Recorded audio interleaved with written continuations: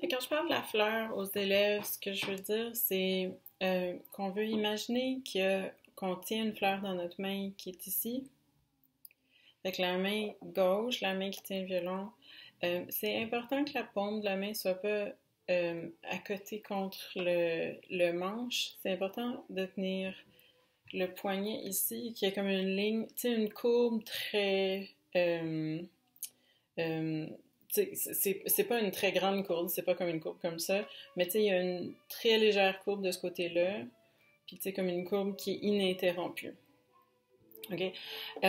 Puis la manière d'imaginer ça, c'est on s'imagine, on a une fleur qui est à peu près la grandeur de la main, de la paume de la main, qui est ici, puis ce qu'il faut s'imaginer, c'est qu'on s'imagine qu'on n'est pas en train d'écraser la fleur. Une autre chose qui est une notion un peu associée, c'est qu'il faut que quand on place notre main comme ça, que ce soit pas comme dans le fond ici, entre le pouce puis l'index, mais que ce soit comme ça. Fait que c'est pour ça que j'essaie de dire aux élèves comme ici, on a comme un tout petit espace là, en dessous du manche, en dessous du manche, mais tu sais, jusque l'espace entre le pouce puis l'index. Ça, c'est difficile à décrire.